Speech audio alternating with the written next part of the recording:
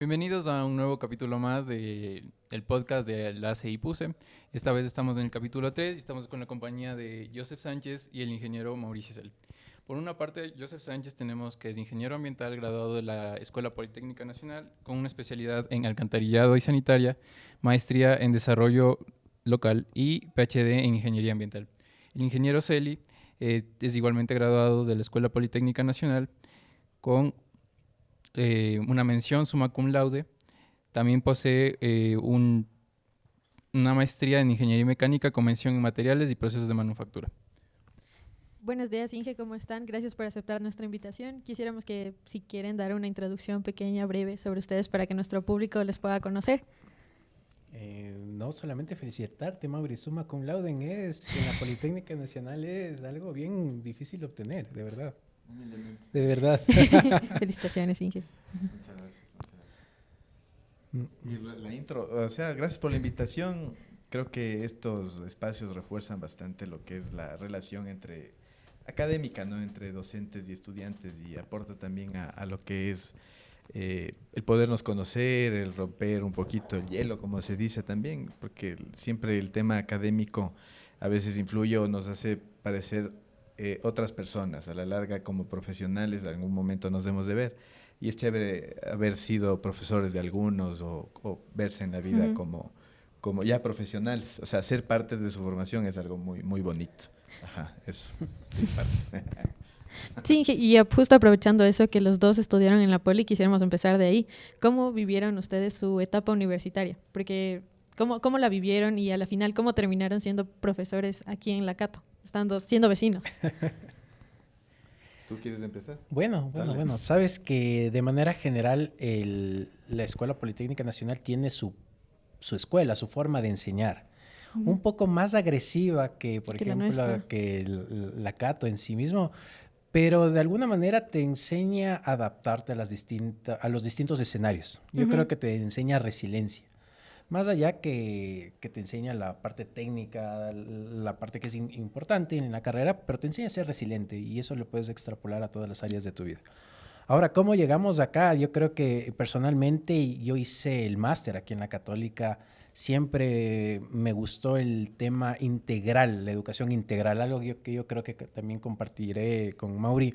En la Escuela Politécnica, en su momento, cuando fuimos nosotros estudiantes, ahora entiendo que ha mejorado, no es tan integral, era mucho de lo técnico, se dejaba de lado mucho el tema de las artes, mucho el tema de los deportes, mucho de justamente estos espacios de conversación. Entonces, esto me gustaba de la Cato siempre. O sea, siempre la Cato tenía esa formación integral, esa formación en arte, esa formación en cultura, esa formación de la persona en sí mismo. Eso yo creo que es lo que me llamó la atención cuando estudié aquí la maestría. Y después, ¿quién iba a saber? Claro que sí, que el destino me iba a traer acá como docente. Sí, sí, gracias a Dios. Terminó aquí mismo. Sí, sí, terminé aquí mismo. O sea, de mi parte concuerdo con lo que dice Jair. Creo que la poli te hace pensar un poco diferente. Creo que como dicen cuadrados. Sí, sí te sacan así. Y claro, alguna vez hablando con un amigo, o sea, muy especial, éramos conversando de, ¿volvieras a estudiar en la poli? Si tuvieras la oportunidad de hacerlo, es no. Y eso te da un poco de idea de que es un poco diferente. O sea, es una cuestión, no sé, era muy vertical, me refiero a cuestiones que no había, pues, esos espacios imposibles. O sea, hablar con el profesor era una especie de ritual, ¿no? Porque no te daban notas, o sea, te enterabas al final. Entiendo que así era en todo lado, ¿no? Era generacional. Entonces, claro, eso te da cierta habilidad para también autoeducarte, porque, claro, pese a que daban la clase y si no entendías y preguntaban, se enojaban. Entonces, la cuestión es que te tocaba coger algún libro de los que daban, o sea, de los que daban como bibliografía, o irte a buscar por tu cuenta. Entonces, había mucha autoeducación. Yo creo que el estudiante de la poli se diferencia, si es que hay una pequeña diferencia, es en que te vuelves como un poco independiente y a veces eso algunos lo interiorizan demasiado y se vuelven demasiado individualistas. Entonces, esto es mío y de nadie más y a mí me costó y eso les tiene que costar a los demás. Es esa cuestión, ese individualismo, ese egoísmo, si se quiere, hace de que no, o sea, el general o el común estudiante de la poli no sea demasiado, ¿qué será? Amigable, afable con los demás, porque... Trabajo en equipo. Sí, le cuesta mucho esa situación. Pero creo que dentro de lo técnico sí hay una formación, digo yo, bastante buena, un trabajo bajo presión. Estés enfermo o lo que sea, tienes que ir a clases. Yo me acuerdo que falté solo 2 veces, creo. En toda la carrera. En toda la carrera porque me operaron. Tuve una cirugía aquí un poco grave. Y estuve hospitalizado 7 días, justo coordiné para que se den unos feriados y falté creo que 2 días. Y cuando llegué otra vez, me dieron de alta un lunes a las 7 de la mañana, llegué a clases. Me preocupaba más que mi salud ir a clases y el profe me dice lo que se inventan para faltar. Entonces yo hizo que tenía justificación de todo, ¿no? Y le mostré. No me hizo caso, me puso 0, porque como me olvidé de imprimir, o sea, imagínense toda la situación. Me puso 0 y claro, o sea, reclamarles era imposible. Irte a hablar con una autoridad, te mandaban regresando y no había con quién hablar. Entonces, claro, yo pienso que generacionalmente hay cambios en todo lado. Pienso que acá en la universidad tampoco es que no se estudia, pero el trato es muy diferente, es mucho mejor. Más cercano. Entonces, también. Es más cercano, es una cuestión un poco más, yo diría familiar, es un poco más bonito el ambiente. Entonces sí, hay una situación interesantísima. ¿Y cómo me vinculé? Yo me vinculé el año 2017, hubo un concurso público de merecimientos y tuve la oportunidad de postular. Entonces ahí pues hice los papeleos, metí los papeles y pues dadas las condiciones pues se dio y acá estoy desde el año 2017. Fue en abril, me parece, marzo o abril del 2017, entonces ahí ya me vinculé a la... Ya va a cumplir la 6 años facultad. siendo profe aquí. No, porque serían ya para 9. Sí, porque está en el 2016. Ah, sí, 9. Ay, Sí, nos 9. falta la Nos falta matemática. Cálculo, Nos Adrián. falta la matemática. Oye, pero a mí me gustaría, si me permiten, compartir una experiencia Claro. que lo que Mauri dice es generacional, porque me acuerdo que en su momento yo ingresé al prepo en la poli.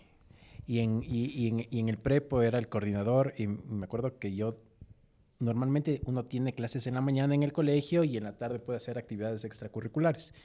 Y yo tenía una actividad extracurricular relacionada con la música. Y me acuerdo que me acerqué al coordinador, me tocó justo horario en la noche en el prepo, entonces me acerqué y dije, mire, normalmente yo estudiaba en la mañana, tengo que hacer actividades relacionadas a música en la tarde, me gustaría continuar con esas actividades.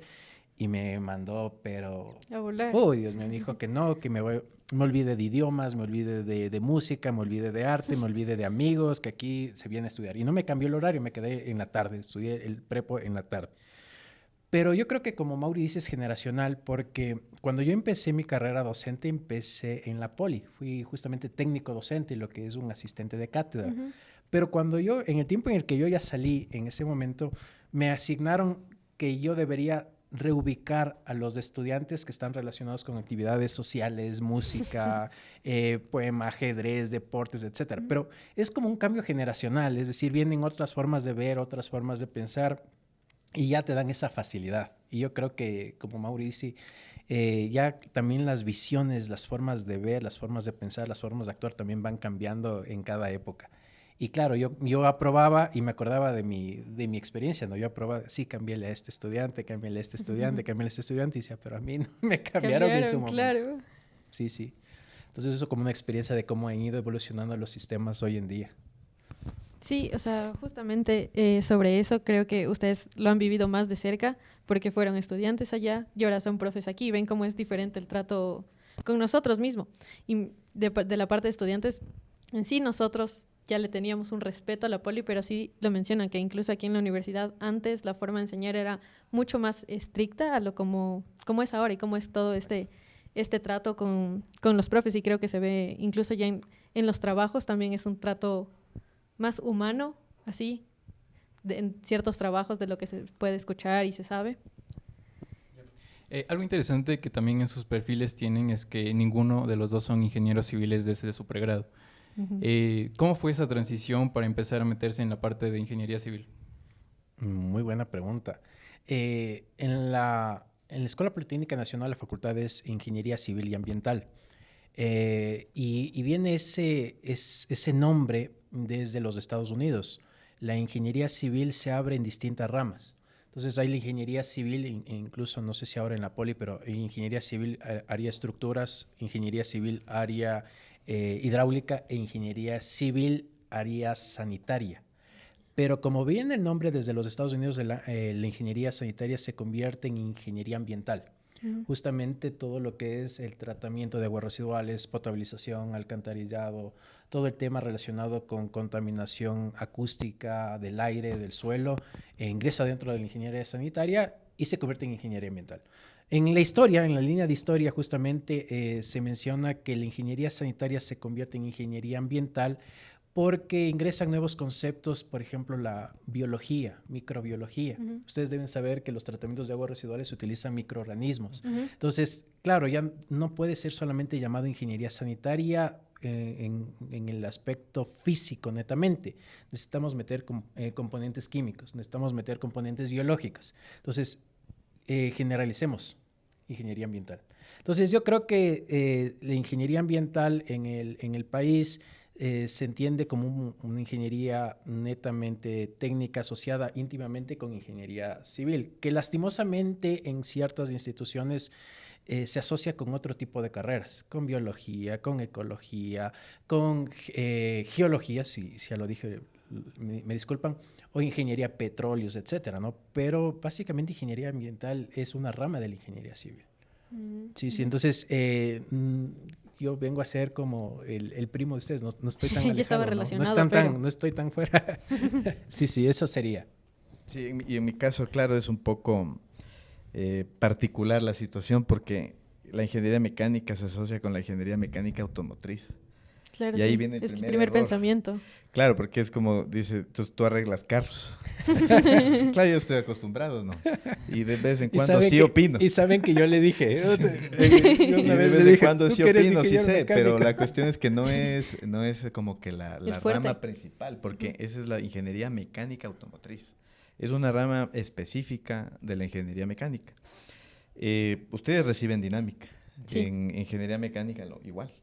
Entonces, ¿cuál es la gran diferencia que existe o similitud también? Es que en mallas, mecánica y civil, tienen una similitud, diría yo, de que llega hasta el 60%, para empezar por ahí. Y además, si ustedes ven entre lo que es el conocimiento de una máquina con un bastidor, lo único que lo diferencia es los grados de libertad. Si tú una máquina la restringes, ya se convierte en un bastidor. Entonces, claro, la segunda ley de Newton, tercera ley de Newton, primera ley de Newton, ustedes saben, primera ley, equilibrio, segunda ley, movimiento. Pregúnteles. Ley, esto no es examen. Acción y reacción. Entonces, la cuestión ahí es que, claro, la ingeniería mecánica, igual que lo que decía Jair, pese a que hay un complemento, hay muchas partes de lo que es la ingeniería mecánica que se vinculan con la ingeniería civil. Entonces, en ese caso, por ejemplo, a nivel estructural, existe una distinción, una situación en la que dicen, pero ¿cómo un mecánico de carros sabe de estructuras? Entonces, no es por ahí la cuestión. Claro. Ya que la mecánica como tal estudia los cuerpos en movimiento, pero no es que no la sepamos en equilibrio. Entonces, de hecho, se tiene que conocer el equilibrio para llegar a tener un conocimiento de los cuerpos en movimiento. Ahora, la cuestión de las ramas. Dentro de la mecánica, pese a que, claro, los materiales distinguen a toda una parte general, de hecho, por eso pues mi perfil me permitió estar por acá, es por la maestría. Tengo vínculos en la parte estructural, no al nivel de sismoresistencia ni de los hormigones, pero sí en el tema del acero. Por ejemplo, ahí existe un potencial de los ingenieros mecánicos en un conocimiento tal vez más profundo del acero de lo que existe de un civil en cuanto al conocimiento del acero. Asimismo, lo contrario. Los civiles, pues obviamente su campo amplio es del hormigón, pero dentro de lo que hay ingenieros mecánicos que manejan los materiales, también conocemos del hormigón desde un punto de vista, en este caso el material y también estructural. Entonces, claro, si hablamos de otros campos, que también hay unas especializaciones, existe la termodinámica, la transferencia de calor, turbomaquinarias, son máquinas de movimiento básicamente, pero no es el estudio netamente de arreglar carros o de la ingeniería mecánica automotriz. Entonces, claro, por ejemplo, también a veces ocurre que los ingenieros civiles les dicen, es que entonces tú sabes no sé, de mezclas. Obvio que conoces de mezclas, pero no es tu trabajo principal. O no es que estás manejando una máquina simplemente. Entonces, es por ahí. Entonces, claro, permite un poco también el perfeccionamiento de lo que hayas hecho en tu posgrado y eso aporta un poco en el campo amplio. Ahora, dentro de lo que es, por ejemplo, las carreras de mecánica, también hay civiles dando, también hay ambientales dando materias. Entonces yo creo que es también cómo va encajando la situación. De hecho, la ingeniería mecánica en lo que son petroleras son a veces hasta más solicitados que los mismos ingenieros en petróleos. Entonces, claro, te vinculas de cierta manera por,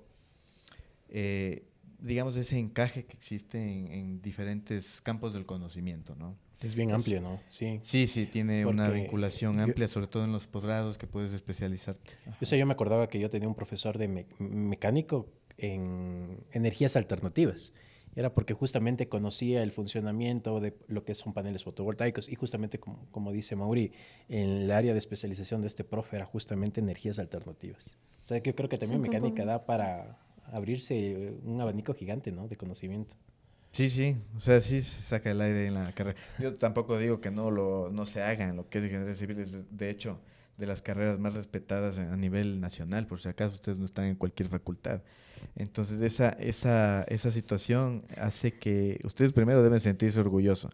Y algo que siempre yo he admirado de los estudiantes y profesores de acá de la Universidad Católica es ese sentido de pertenencia hacia la universidad, ese amor que tienen por su comunidad que, claro, ahora yo siendo parte la siento, pero es ese ¿qué digamos? Ese padrinazgo podría ser, no paternalismo, pero por ejemplo cuando existe la posibilidad de recomendar a un buen estudiante, a alguien que fue bueno en su carrera, nosotros no tenemos duda, y me incluyo ahora, en hacerlo, porque sabemos de los buenos profesionales que aparte de buenos, son buenas personas. Y ese lema que tiene la universidad, ser más para servir mejor, que lo tienen los gabrielinos, de hecho, se cumple. O sea, noten ustedes, o sea, es un perfil de egreso que nadie lo dice, pero se ejecuta de cierta manera y se mete en sus cabezas, para que ustedes a su vez hagan ese círculo, en este caso, esa economía circular, Jair, para que las cosas vuelvan a estar así, tengan ese orden. Entonces, yo pienso que ese es uno de los grandes potenciales que la universidad sí debería mantenerlo o garantizarlo, porque es una de las cosas que ustedes tienen cierta, tal vez, preferencia, si se quiere, entre comillas, pero su mismo trabajo ya hace que se garantice esa posición, porque sería diferente en que, por ejemplo, yo le recomiendo a Adrián, pero Adriana va al trabajo y me hace quedar mal porque no llega temprano, recomiéndame. Llega chumada, lo que sea, ¿no? Entonces la cuestión ahí es que mismo, la defensa del trabajo la hacen ustedes. Entonces, claro, esa cuestión a mí me encanta de la universidad, de su comunidad, de lo que tienen como ese amor también por las cosas. Por ejemplo, cuando le veo a Berito, cuando les acompaña a ustedes, digo, wow, o sea, se da un poco más y es que son los guambras que necesitan. Entonces, claro, uno tal vez hace mal, no se ve en papeles, porque eso nos diferencia igual de los burócratas, ¿no? Porque todo reunión en papeles, o sea, me reuní, ahí está el papel. Pero no, o sea, ¿qué me dejaste de esa reunión? ¿Qué marcaste en alguien? O al menos en una clase, aparte de tus clases, por ahí tal vez motivarles vean, guambras, les fue mal, pero hay que seguir, o motivarles. Y con que hayas cultivado en uno alguna cosa, yo creo que ya haces mucho porque con que logres decirle a un estudiante, ve, sí, yo soy buenazo, porque eso también la lucha de egos actual es brutal, ¿no? Al estar siempre en las redes sociales. Creo que estoy hablando mucho, ¿está bien? No, está bien, en las redes sociales, que todo está monitoreado, todo mundo está visto, lo que hace, lo que no hace, si te equivocas estás filmado. No sé, la gente se ha vuelto un poco paranoica también. Pero yo lo que digo es los actos que tú tienes, la bondad que tú tienes, pensaría que es irrelevante si te ven o no te ven, a eso se le llama integridad. Entonces, hacer el bien que sin mirar a quién, como se dice, y tampoco para que te vean lo que estás haciendo. Entonces, yo digo que nuestra labor, pese a que algunos podríamos aparentar ser un poco más estrictos, si es que cabe el término, pienso que todo aporta para bien, ya que ustedes como estudiantes se pueden llevar algo de todos. O sea, de todos los docentes de los que hacemos parte acá, noten ustedes que lo hacemos es para que ustedes logren una formación en la cual esa formación supere las expectativas, ni siquiera a nosotros, sino expectativas que ustedes tienen. Entonces eso siempre digo, confíen en lo que ustedes son también, porque a veces se dicen, no, yo no sirvo para nada, y eso es falso, que esa limitación se metió en el chip por alguien externo o por ustedes mismos, por alguna situación que pasó, o un error. Y sabes que en ese sentido a los estudiantes siempre se les hace hincapié en de que más allá de ser buenos profesionales, sean buenas personas. Porque muchas veces como estudiantes criticamos al gobierno de turno, a la gente que está liderando, pero en algún punto justamente todas estas herramientas te van a llevar a tener esos puestos, ¿no? Vas a ser ministro, puede ser, como dice Mauri, un profesor, etcétera. Pero si cuando era estudiante yo quería copiar o quería pasarme de pilas con el profe, imagínese usted cuando está frente a una cartera de Estado. ¿No cree que le va a hacer también? O sea, lo que hizo en pequeña escala, en gran escala, tomarme cosas que no son mías, dinero que no es mío. Entonces, un poco desde ahí va la formación aquí en la universidad. O sea, en lo poquito, sin copiar, tratando de ser lo más honesto posible, de ser transparente, como mencionó Mauricio. El tema de ser íntegro es muy importante. Que los estudiantes que salgan, además de que son buenos profesionalmente, sean justamente eso, sean personas de bien, que puedan estar dentro de una cartera de Estado, que puedan estar dirigiendo un país. Y eso es lo que nosotros buscamos justamente. Eso es lo que nosotros como profesores perseguimos, que ustedes en algún punto puedan estar en esos lugares y puedan gestionar, pero desde un punto más allá de lo técnico, desde un punto de persona, ¿no? Ser humano. Justamente el tema de la universidad, ¿no? Ser una persona que tiene ese sentido humano. Y justo este tema de la docencia, o sea, aparte, yo sí creo que es verdad lo que dicen, que aparte de todos los conocimientos que nos enseñan aquí en la universidad, la ética sí se recalca bastante y todos los profes sí siempre buscan que nosotros son muy, o sea, eso sí les agradezco bastante, siempre son como ustedes tienen que ser, llegar a ser mejores que nosotros. Son mucho de el trabajo en equipo, mañana no sabes con quién te vaya a tocar trabajar. Entonces, con mi pregunta a lo que iba, es ¿cómo ustedes llegaron a ser profesores? ¿Qué les llamó la atención? ¿Siempre quisieron ser profesores? ¿O casualidad? Y aquí están. Empiezo yo ahora. Dale, Mauro. Está ya estás ahí. Afinado a la lengua, que dice. O sea, en mi caso, no pasó por mi cabeza ser docente, ¿no? O sea, creo que nadie como que lo busca y de inicio dices, te preguntan de niño y dices, ¿qué quieres? Docente. No creo. O sea, lo que dices es bombero, no sé, dices astronauta. Entonces, policía. Bueno, ahora no sé si haya cambiado, ahora de ser otras preferencias. Pero la cuestión es que en mi caso hubo una situación interesante que pasó cuando yo me gradué de grado. Fue en el 2013. Hubo mucha posibilidad de vincularte al sector petrolero. De hecho, era un auge ahí. Entonces la cuestión fue que las empresas se morían por contratar profesionales que, primero que todo, yo siempre les digo a los chicos, vean el inglés. O sea, para cualquier cosita, inglés, vean chicos, porque si no están fregados. Entonces esas entrevistas se daban en inglés y el que no pasaba ese filtro, pues no daba, ¿no? Pero en mi caso fue más un tema personal. Yo tuve que hacer un análisis dentro de mi vida o mi crecimiento. También tuve la posibilidad en una empresa petrolera un poco famosa, donde ya hubo una propuesta de por medio, pero en mi caso, al tener una situación familiar compleja, de hecho mi mamá es fallecida y pasó un problema de su enfermedad un poco compleja. Entonces el tema de la docencia me ayudó a estar también con ella, o sea, trabajar aquí en Quito. Ustedes conocen chicos que si se van a una transnacional o van a alguna empresa petrolera, puede que te toque trabajar aquí, pero en el oriente. O te mandan a hacer escuelas en otros países. Entonces eso también tiene que ver con qué preferencias tengan. Entonces, dicho eso, yo trabajaba antes de graduarme en una empresa y de ahí se da la vinculación con la universidad. Yo trabajé en la Poli también como ayudante de laboratorio. Antes había un puesto llamado así, no sé si sigue habiendo, y pues ahí estuve vinculado en lo que son las ayudantías. Eran 40 horas y te daban, no me acuerdo cuántas horas, pero te daban un reconocimiento de horas para que hagas tu tesis. Y el sueldo era el doble de lo que yo ganaba en el sueldo básico en medio tiempo en esa empresa que les digo. Entonces era bueno. Entonces ahí me vinculé, gané el concurso, estuve en la universidad y me tocaba dar prácticas de laboratorio. Algo similar a lo que hacen ahora los chicos, los técnicos docentes. Digo chicos porque son profesionales pequeños, juniors, digámoslo, ¿no? Entonces la cuestión es que, claro, empecé a ver que tenía cierta habilidad dando materias, dando pues, algún conocimiento. Entonces me interesaba. Súmenle esta situación personal, que no vale tampoco detenerse, y hice un paso de fe. Pese a que la situación era mejor inicialmente en el otro aspecto, a mí me permitió acompañar a mi madre por 2 años, que duró su periodo complejo. Entonces en eso no me detengo demasiado, un periodo complejo. Estuve vinculado ahí y luego ya pasé, pues hice mi maestría también en la Poli. Luego hubo la opción de ser asistente de cátedra, es lo que ahora el equivalente a técnico docente. Luego para ocasional, profesor ocasional uno me parece que era el nombre. Bueno, fue siendo carrera, poco a poco, en diferentes ámbitos en cuanto a materias. Para que tengan una idea, chicos, yo he dado ya 27 materias diferentes. Entonces he ido acoplándome a las circunstancias. De hecho, nunca me ha dado pereza preparar una materia, cosa que a veces ocurre que en los profes, sobre todo antiguos, sin que se ofendan, no, yo no puedo dar porque yo soy experto en materia 1, si me pones la 2 me muero. Entonces, no, pues no funciona así. Toca dar todo. Yo creo que no todo, pero sí puedes dar más de ti. O sea, siempre puedes dar más de ti. Entonces, claro, esa situación creo que no me he equivocado. Pese a que en la Poli estuve casi 6 años, luego vincularme acá, creo que me hizo dar el paso correcto.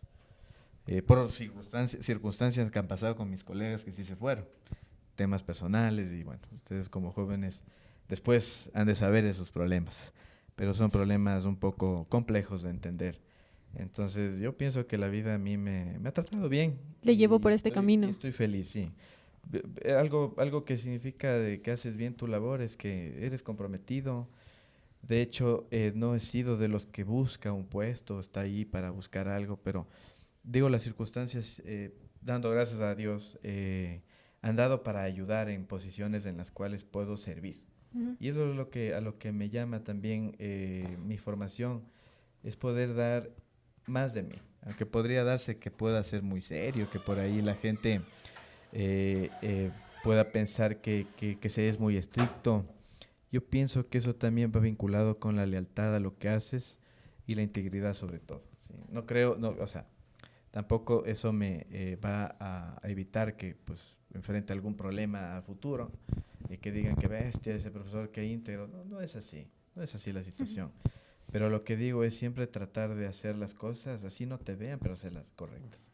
Entonces, esa integridad es medio difícil a la hora de manejarla, porque se habla de la ética. O tú, por ejemplo, no sé si se les ha pasado a ustedes, que ven a alguien que ustedes admiran, que te dice, no hagas esto, no hagas el otro, y de pronto él pasa un proceso complejo, se te cae como que un ídolo. Entonces, claro, vos dices, hijo de madre, esa línea donde tú mantienes una integridad al paso del tiempo, te hace una persona respetable o te hace una persona confiable, a la cual las personas podrían acudir en un momento de tu vida y contarle algún problema personal, porque sabes que no te va a juzgar o no te va a decir, pero el momento que tú fallas y que tampoco es que estás libre de hacerlo, pero es ese paso, esa decisión que la tomas en favor tuyo, en favor de un beneficio personal, es lo que creo que tenemos una crisis actualmente dentro de lo que es el campo profesional, político y social y todo. Entonces, creo que nuestra labor es fundamental dentro de la situación que vivimos actualmente. Eso creo, en respuesta. Muy bien. Un poco la motivación para ser docente, como Mauri dice, uno no es que su primer deseo es como yo quiero o voy a ser docente. Más bien yo creo que, como bien fue la pregunta, cómo nos fuimos encaminando hacia la docencia. Cuando yo fui estudiante de pregrado, ya en mis últimos niveles, cuando uno está haciendo la tesis, antes era tesis, ahora ha cambiado un poco también la forma de presentar, ahora se llama trabajo de integración curricular aquí en la carrera. Tuve un buen profesor que me llevó por el lado de la investigación. Entonces era algo que para mí, cuando era estudiante de pregrado, era algo nuevo, o sea, justamente investigar como tal. Estaba muy acostumbrado a resolver ejercicios que el profesor ponía en la pantalla o en la pizarra, pero el tema de investigar a mí me llamó la atención. Ya cuando me puse a hacer mi tesis, comencé a trabajar con mi docente, mi director de tesis en su momento, me abrió otro mundo y siempre me llamó mucho la atención la investigación. Me gusta, es decir, encontrar cosas nuevas, y siempre desde ahí se despertó ese gusto por investigar. Y hay que tener en cuenta que aquí las únicas instituciones que realizan investigación en el país son las universidades. A diferencia, por ejemplo, de Norteamérica o de Europa, que existen institutos de investigación asociados y especializados en distintas áreas, aquí las únicas instituciones que realizan investigación formal son las universidades. Entonces, por ahí ya me fui vinculando justamente con la universidad a través de la investigación y claro, hay que empezar por el lado de, como decía Mauri, técnico docente, que es básicamente un asistente de cátedra, luego pasas por un escalafón de profesor ocasional. Pasé más o menos 4 años siendo profesor en la Escuela Politécnica Nacional y de poco a poco también fui descubriendo el gusto a dar clases, porque definitivamente cuando tú haces alguna investigación tienes que enseñar, tienes que en algún congreso a estudiantes y ves también en los ojos de ellos que vas descubriendo esa fascinación por investigar. Entonces, o sea, qué interesante poder transmitir ese gusto a los estudiantes. Entonces fue por esa razón que en el 2018 una profesora en la Politécnica Nacional, me acuerdo, me dijo, mira, Joseph, si tú quieres ser profesor, tienes que tener doctorado. O sea, si a ti te apasiona el ser profesor, si a ti te apasiona ser investigador, debes tener doctorado. Y claro, como a mí me gustaba investigar, hice lo imposible para de alguna manera buscar posibilidades de hacer el doctorado. Entonces tuve la oportunidad de salir para Europa, estuve alrededor de 3, 4 años haciendo investigación, que es lo que me gusta. Vuelvo acá, seguimos haciendo investigación y a veces cuando se presentan los trabajos de integración curricular a los estudiantes que tengo la oportunidad de dar clases, también veo cómo se va despertando justamente en sus ojos ese gusto por investigar. O sea, no solamente es, le creo lo que el profe dice, no, o creo lo que dice el libro, sino también es de meter un poco las manos y ir cambiando cosas, ver qué es lo que me puede entregar la materia. Y no necesariamente en un experimento físico. Muchas veces entendiendo bien cálculo diferencial integral, poder meterse a entender los fenómenos de la hidráulica, por ejemplo, y poder ir jugando con los límites de la integración.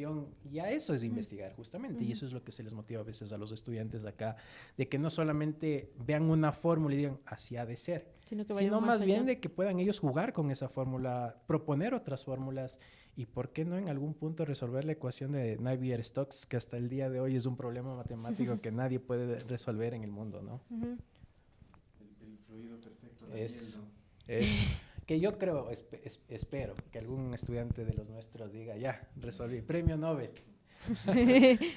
Bueno, como hemos estado hablando, entre la educación que tuvieron ustedes y la educación actual han sufrido bastantes cambios, incluso la Facultad de Ingeniería ya no se llama así, es Facultad de Hábitat, de Infraestructura y Creatividad.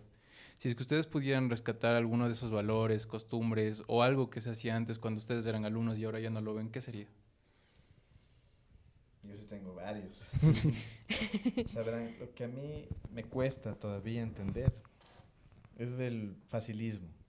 O sea, no ataco a nadie por si acaso.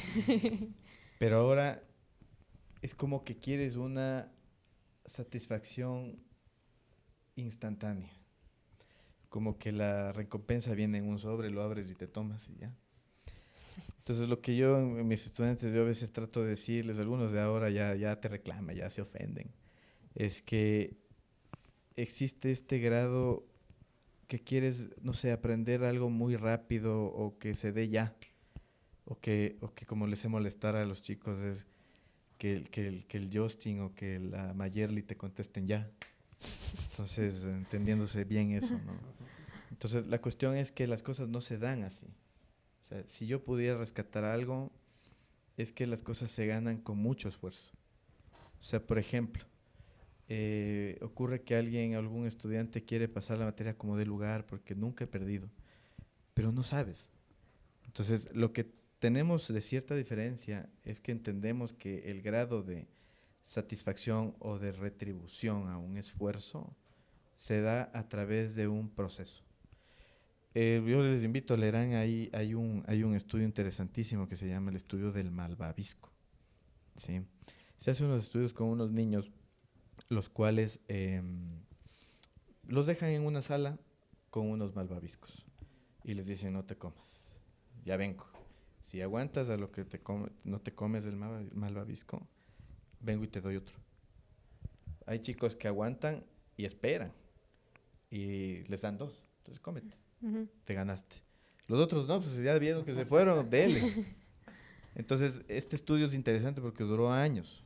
los chicos crecen y les vuelven a hacer entrevistas y unos estudios y ven que los que esperaron les fue mucho mejor en la vida.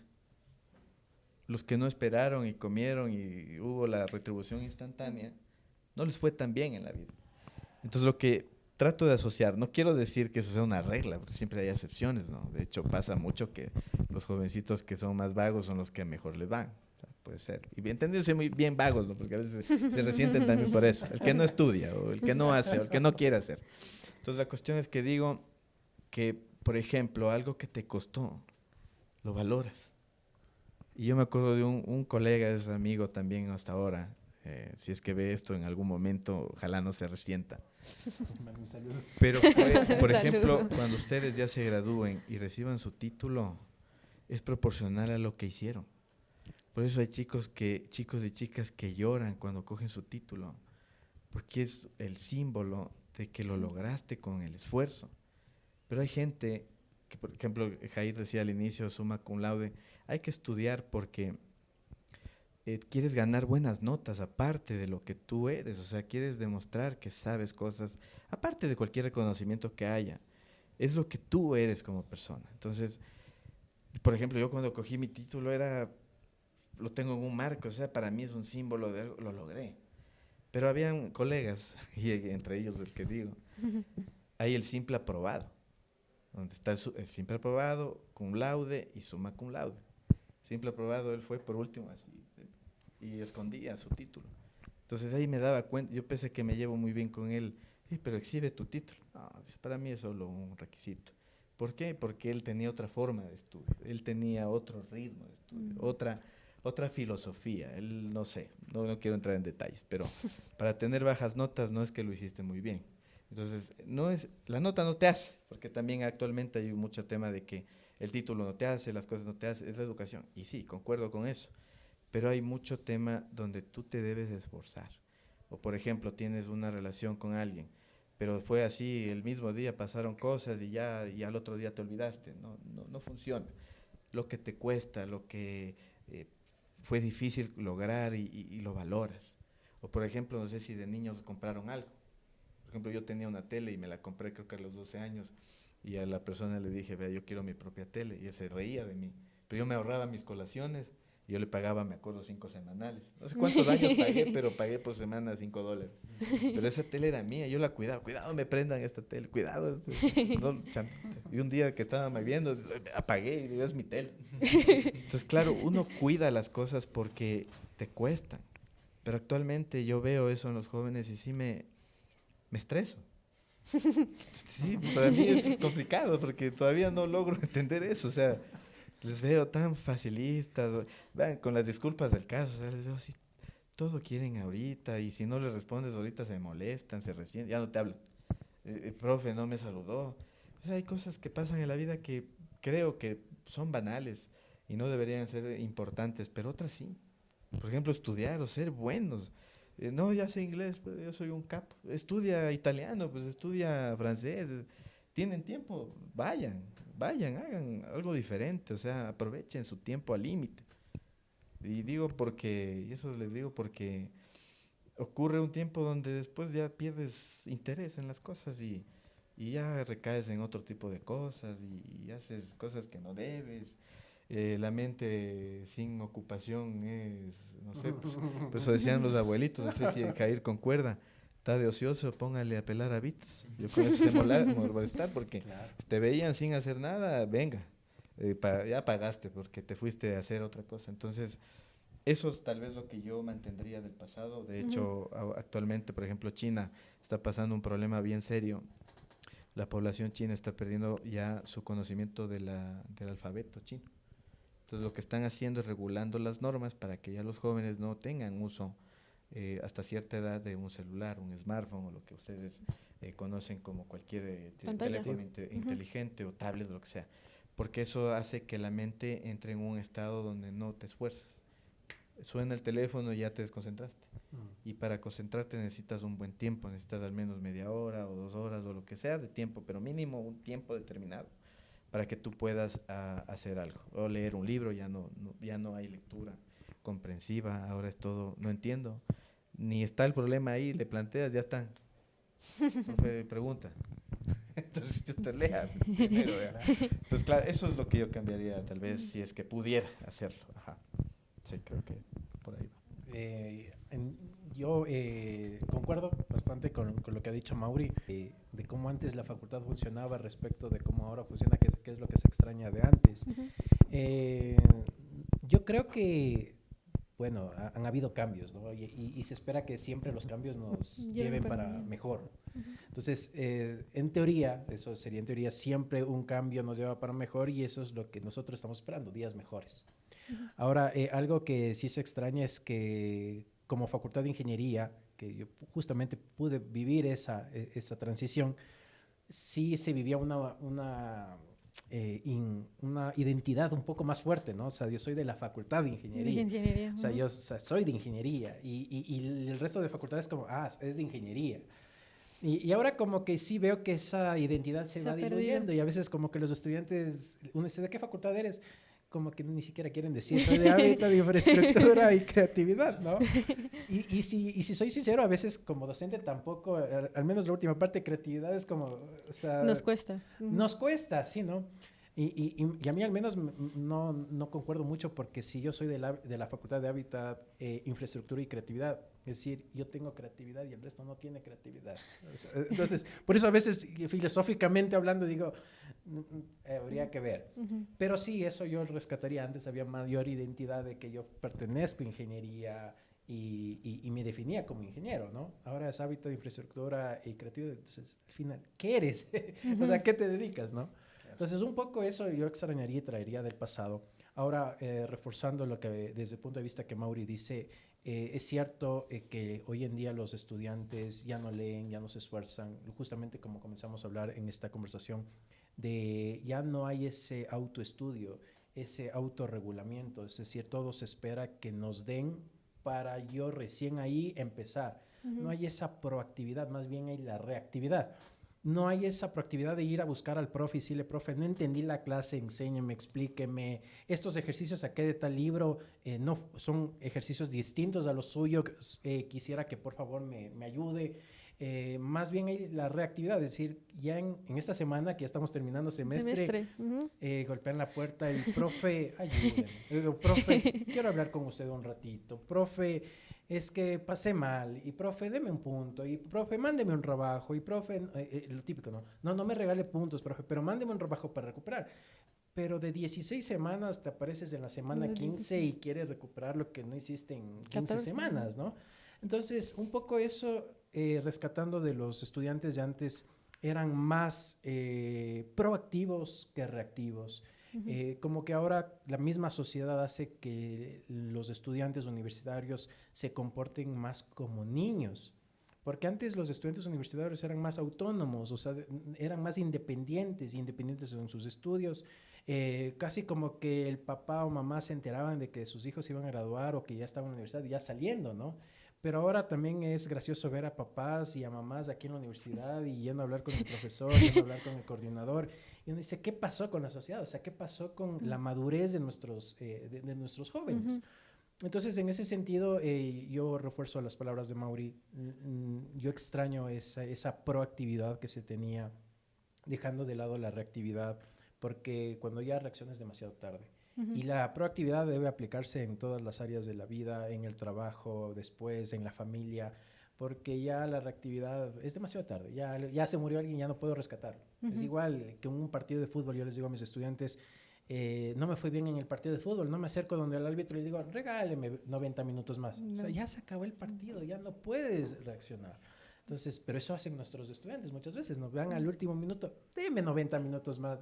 No, pues hijo, ya no te puedo dar 90 minutos más. Pero eso es lo que yo rescataría de lo que extraño del pasado en relación a la pregunta, tal vez era esa de las facultades, pero también del tipo de estudiantes. Ajá, o sea, justamente eso es un cambio generacional y quizás tiene que ver con el cambio de tecnología, pero también quisiéramos saber qué bueno ven en los estudiantes ahora que quizás los estudiantes de antes o cuando ustedes eran estudiantes no lo veían y si hubiera sido una buena cualidad, así, algo que puedan destacar ahora de nosotros. Así, yo tengo esto. No, entiendo. Sí. Gracias. No, sí, algo que a mí me impresiona de las actuales generaciones es que son kinestésicos, creo que es la palabra correcta, que lo que hacen es, aparte de visuales también, y creativos, pese a que la creatividad, como dices, no es exclusiva de la facultad, porque eso es en todo lado, tienen una habilidad para hacer las cosas viendo. Por ejemplo, eso creo que sí nos distingue, tal vez sea por la tecnología también, o los distingue, perdón, actualmente, porque tal vez antes, pese a que éramos más propositivos, no había esa no sé, esa amplitud de conocimientos en cuanto a todo. O sea, ahorita está pasando el microconocimiento, que en pastillitas te dan cosas en las redes sociales y vas aprendiendo, que también es una forma, pienso un poco desordenada, pero tienen una habilidad en cuanto a la comprensión visual. Entonces tal vez creo que en algún momento llegará un equilibrio donde deberemos nosotros también adaptarnos a esas generaciones donde podamos tal vez tener esa situación de poder, no sé, compaginar, ¿no? Entonces sí destaco esa situación. O sea, a mí me impresiona eso porque les digo a veces que se ha propuesto proyectos a los jóvenes, responden muy bien. Ahora, la pregunta que siempre me ha quedado es, ¿mandan o no mandan a hacer? Según lo que he visto, he comprobado es no, por las preguntas que les he hecho. Pero actualmente las generaciones ya nos dan 3 vueltas. O sea, engañar es fácil. Entonces yo ya antes decía, ¿será que le descubro? Nah, ya no me quita el sueño. O sea, creo que también va por parte de la madurez y la integridad, acuérdense. Eso de la integridad es complejo entenderla porque, no sé, yo a veces veo situaciones, ¿no? Vas a comer el almuerzo y es autoservicio. Entonces están los postres, los jugos a disposición y te llevas 2 postres. Pues yo critico del gobierno es corrupto, pero me cojo 2 postres. ¿Qué pilas? Que eres bien pilas, amigo. Te comiste 2 postres. Te colas. Pero, o te colas en la fila. Entonces, claro, o sea, ¿de qué hablas ahí lo uno con lo que decía al inicio Jair? O sea, que reclamamos, pero somos parte de eso también. O sea, ¿qué estás haciendo para mejorar? Eso no es pilas. Yo pienso que una de las cosas que nos tiene sumergidos en varios temas actualmente, de toda índole, es esa viveza criolla. Eso detestan los gringos, eso de los ecuatorianos y de los latinos, ¿no? Porque nos ven como animalitos. Entonces ya se ha de empezar a comportar como lo que es. Y claro, o sea, no habemos del todo personas así. Entonces a mí sí me choca porque pese a que eres una persona que reclama, por ejemplo los profes, puta, hay unos profes que hablan pero que bestia, son políticos, pero tú les ves, no van a clases, no cumplen sus labores, no entregan un papel, no entregan un solo papel. Y ya se me resiente alguno, que se resienta, el que caiga el guante se lo chante con eso. No, profe. tampoco. Pero digo, imagínate, o sea, hablan, pero qué viste, tú les ves. Hijo de madre, pero son seres superiores porque qué éticos. Profe, entrégame por favor el informe. ¿O hizo el informe? No. Eso también es corrupción, chicos. O por ejemplo, alguna vez que me pareció chistoso, fueron a reclamar que les paguen, pero no hicieron. No hicieron. Y fueron a reclamar el pago. O sea, quiero que me entiendan el punto, sin que se resienta nadie. Pero a veces reclamas cosas que tú no haces. Es igual que el padre de familia, no fumes, puta. Se préstame el tabaco. No tomarás. Vamos a chuparme, loco. No, o sea, imagínate, eso también tiene que ver con la integridad que estás dando. O sea, tú no puedes solo aparentar, debes ser. O si eres una autoridad, nadie se parquea aquí. Y de pronto al guardia, a mí se me deja. Eso no está bien. O sea, yo les digo, esas cosas son injustas. Y yo eso sí reclamo. O sea, por esas cuestiones, por ejemplo, sí me ha ganado problemas porque reclamo lo que es justo. Trato de ser cordial en mi reclamo, pero cuando veo una injusticia sí la digo. Es una cuestión que sí me caracteriza porque ahora veo mucha pasividad. Los jóvenes ven algo injusto y no reclaman. Ven que están cometiendo una ilegalidad y no lo dicen. Se resienten, se frustran, están por ahí sin decir nada, pero no hay una conversación genuina al respecto donde tú digas, oigan, esto está mal, voy a hablar con el profesor por esto. Es injusto lo que nos dijo, voy a hablar. pero no desde un punto, no sé, como un niño que haces un berrinche y se acabó, no funciona así. Entonces, anclando un poco ahí la situación, yo sí digo que dentro de lo que son los profesionales, sí necesitamos mucho, no sé, pues esa vinculación también con la parte social, política, si tú quieres, a veces en la política sucia, pero si no te involucras no vas a lograrlo. Y claro, lo que saben preguntar también, ¿por qué es profe y no está haciendo plata en otro lado? Pues son preferencias y cuestiones personales que ocurren dentro de la vida. Y creo que el venir o hacer tu labor y estar contento o llegar a tu casa, poder dormir, digamos, en paz, feliz y despertarte el otro día tranquilo, eso no tiene precio. O sea, cuando logren eso, yo digo, es que ganaste. O sea, pasaste el nivel. Claro. Sí, si no sigo hablando y no le dejo el Jair. Respondiendo a tu pregunta de lo que me ha llamado mucho la atención de las nuevas generaciones, es el hecho de que le prestan atención justamente al diseño de las cosas que presentan. Con respecto a las generaciones pasadas, incluyéndome, como que trabajamos más en plano, en blanco y negro, o sea, sin perder la formalidad, pero blanco y negro. Y ahora veo que en ese aspecto las nuevas generaciones le dan mayor detalle, le ponen color a las cosas, le ponen esa creatividad que ya se mencionó. Y eso también a uno le saca, no está mal, pero le saca de lo que estaba acostumbrado, y eso podría rescatar. Eso tal vez puede estar influenciado por las nuevas herramientas de edición que se tiene, que es mucho más fácil utilizar una tablet, una computadora, un teléfono. Pero eso he visto. A veces el trabajo está mal, pero está muy bien presentado. Está bonito. ¿No? Y llama la atención. Entonces, bueno, al menos eso, por eso se les suele dar un puntaje adicional. Pero a veces que el trabajo está simplón, está mal hecho, muy plano, pues ahí también se merece la nota que se merece.